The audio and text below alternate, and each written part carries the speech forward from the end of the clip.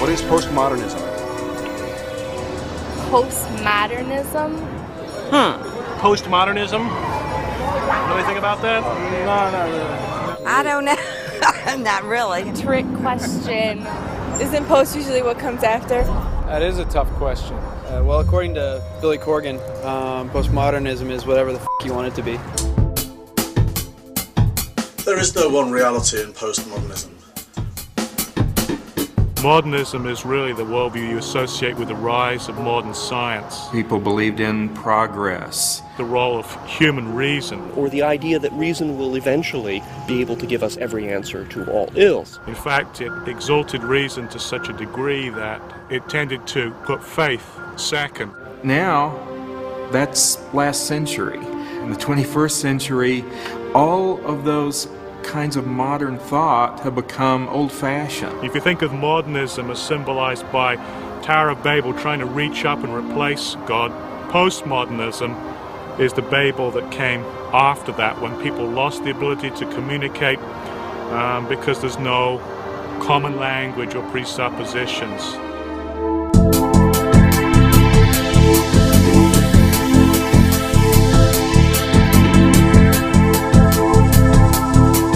Reality is a concept debated by scientists, philosophers, theologians and academics since humankind was capable of existential reflection.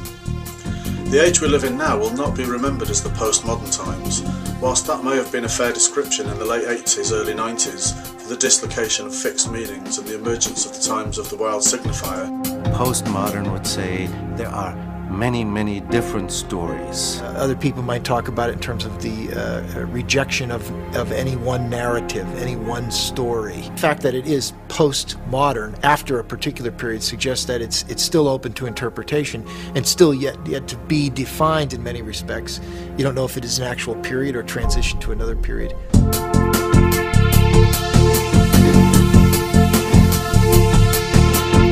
I don't get all this eyeball stuff. What are they supposed to represent? Eyeballs? It's POMO.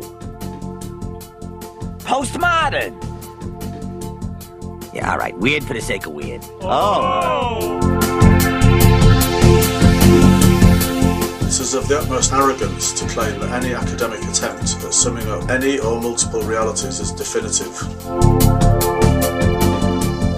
Theorists' attempts to define reality are always flawed, because rational thinking is in itself a paradigm of an epoch marked out by separateness, individuality and competition. The great paradox of social networking is that it uses narcissism as the glue for community. Being online means being alone, and online community means being alone together. The community is a software simulation feeding the modern self's bottomless hunger for verification that it has a role. As I walk down the street with thin white cords hanging from my ears, looking at khakis in the Gap window, sitting in Starbucks sipping a chai, I can't bring myself to believe that I'm real. But if I send a theoretical audience text characters saying that I'm walking along, window shopping, or drinking tea, suddenly I'm real, a symbol speaking of symbols to other symbols. As the physical world takes on more of the characteristics of a simulation, we seek reality in the simulated world. We know the simulation is real, and we can be freed from the anxiety of not knowing where the edge between real and unreal lies. We find something to hold on to, even if it's nothing.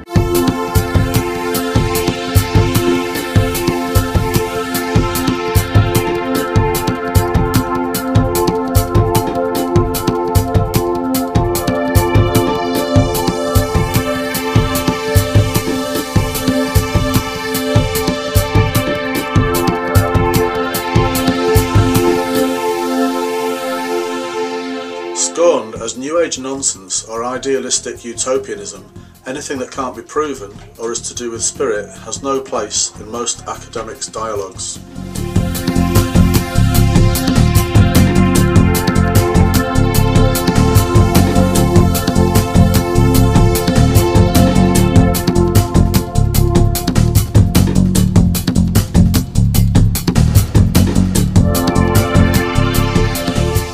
Now though, in the quantum age, where entanglement is becoming a mainstream scientific premise, not only do the quantum experimenters now assert that observing anything physically alters the substance and structure of reality, But the notion of any one reality is entirely refuted by the entanglement theory.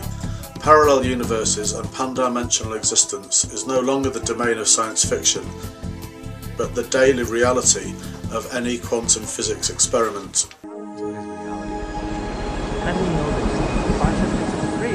Why are we here? And where are we going? What happens when I die? What is reality?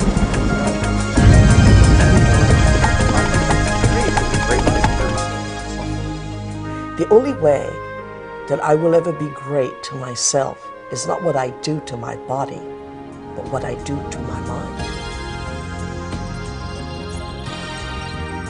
What I thought was unreal now, for me, seems in some ways to be more real than what I think to be real, which seems now more to be unreal.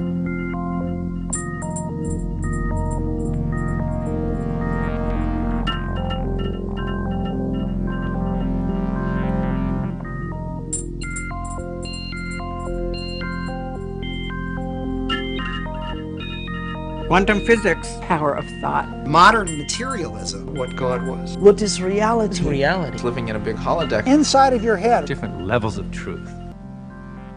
Makes you wonder, doesn't it?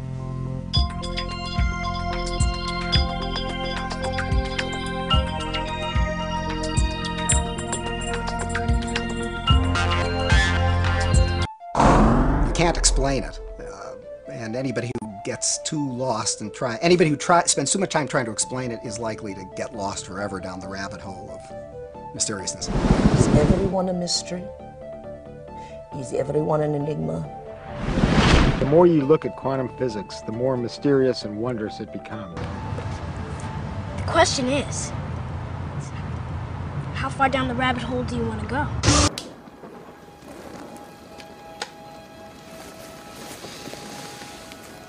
This is your last chance. After this, there is no turning back. You take the blue pill, the story ends. You wake up in your bed and believe whatever you want to believe. You take the red pill, you stay in Wonderland, and I show you how deep the rabbit hole goes.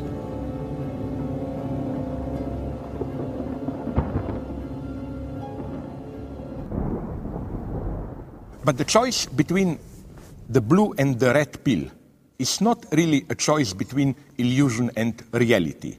Of course, Matrix is a machine for fictions, but these are fictions which already structure our reality. If you take away from our reality the symbolic fictions that regulate it, you lose reality itself. I want a third pill. So what is the third pill?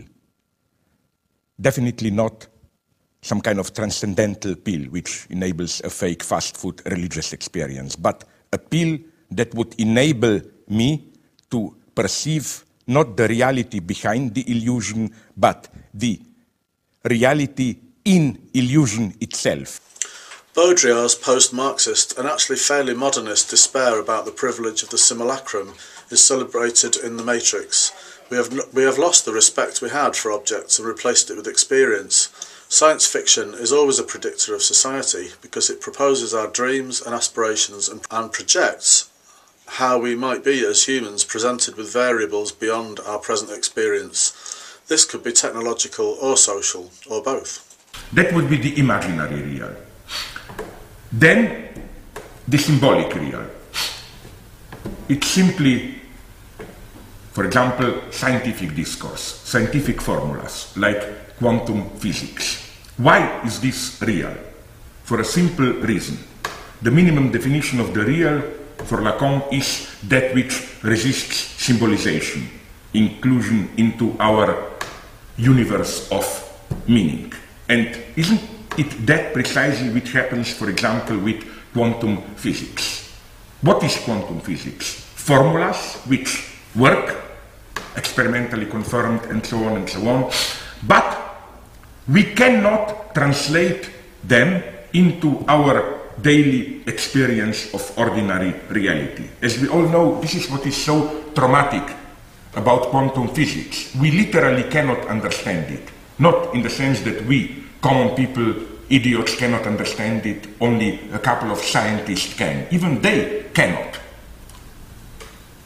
In what sense? In the sense that it just works, but if you try to build a consistent ontology out of it, again, you get meaningless results. You get time running backwards, you get parallel universes or whatever. In other words, you get things which simply are meaningless with regard to our ordinary notion of reality. What the Bleep film shows the way forward. When the metaphysicists and quantum physicists meet in the middle, then theory gets really exciting. Not new, but a significant convergence that indicates why multidisciplinary dialogues are essential to break out of old-school I am right mode. In religion, science, art and academia. Stop needing to be right, making others wrong. It's so blinkered and short-sighted and restricted, like holding a piece of a jigsaw puzzle up and claiming you understand the big picture. Do you know the truth? The structure of words frame the boundaries of your thinking and understanding.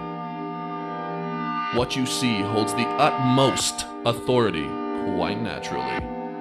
But like any tools, they can be manipulated, controlled, directed, and molded to serve any purpose one can imagine. At present, information passes through an increasingly consolidated number of media conglomerates deciding how and what you see and hear. With close ties to corporatism, consumerism, and industry, they play a major role in maintaining America's unjust economic and political power structure. No matter what is reported, debated, entertained, or advertised, media drives the issues in our general consciousness, creating consumerist desires and favorable values. And with 219 million TVs in American homes, unprecedented channels of influences are open, controlling what you hear, manipulating what you see or don't see, and directing what you think. Do you know the truth? There is no difference between true reality and the reality images represent. Truth isn't black and white. It's technicolor. What seems to be true now, though, as we move deeper into global wireless connectivity and infinite access to a sea of information, is that the signifier now has no home. Anything can be accessed, remixed, re-edited, replaced now, and everything is endlessly recontextualized. So, it is also stating the obvious that no reality can be definitive anymore, as there can no longer be a fixed meaning or context, like terrestrial TV or radio used to be, or books, papers and magazines. All now have multiple selves, inhabiting different environments and consumed in parts, chunks, hyperlinked hopscotches.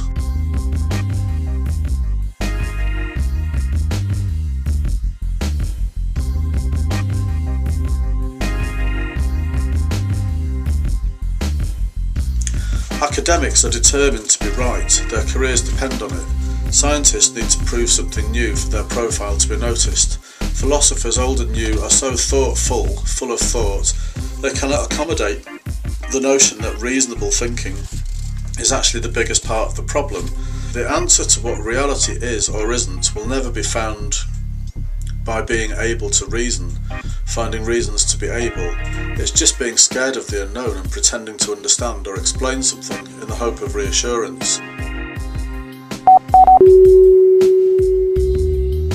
If we were able to take as the finest allegory of simulation the tale where the cartographers of the empire draw up a map so detailed that it ends up exactly covering the territory, but where, with the decline of the empire, this map becomes frayed and finally ruined, a few shreds still discernible in the deserts, the metaphysical beauty of this ruined abstraction, bearing witness to an imperial pride and rotting like a carcass, returning to the substance of the soil, rather as an aging double ends up being confused with the real thing.